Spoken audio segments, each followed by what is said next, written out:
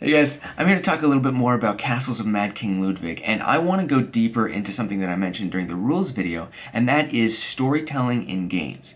It's one of my favorite things to look for in a board game, but what exactly do I mean by that? Well, to answer that question, I first have to distinguish between two different kinds of storytelling that I find in board games. There's the more traditional narrative storytelling, and then there's storytelling through mechanics, which is a little bit more subtle. Narrative storytelling is what you get when you play games like Descent, Mice and Mystics, or Tales of the Arabian Nights. You are characters that are experiencing a story that is mostly told to you. Now, the things you interact with are largely pre-written, though there's often some variety or randomness to it, and your contribution is mostly to move the story forward, and to make decisions that decide which branch the story will take. Storytelling through mechanics requires a little bit more imagination. Instead of writing out a story and having the players experience it, your actions in-game and the mechanics of the game itself give you the broad strokes of a story, and the players are left to fill in those blanks for themselves with whatever story they can come up with. Castle is a great example of this because on the surface all it's telling you to do is build a castle, which would be boring except that through playing the game, you end up building the most ass-backwards castle imaginable, and then you have to tell the story of why that castle is so crazy.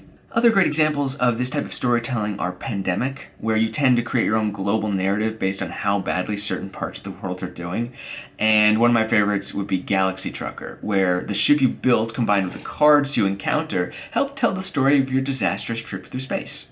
I think both of these methods of storytelling have a lot of merit, but they also have a couple potential downsides.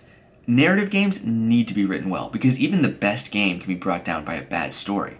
You also need to add some variety or accept that your game might only be played once or maybe twice after the story's finished. On the flip side, if you're using mechanics to tell your story, those mechanics need to be honed to a sharp edge, because if they're clunky, no one's going to care about the story that they tell.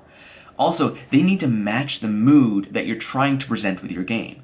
For example, with Castles and Galaxy Trucker, it's supposed to be lighthearted and fun, so it works well with that. And on the other hand, Pandemic is supposed to make you panic. If you're a game designer, trying to tell a story in your game can be tricky, but for the right game, it is well worth it.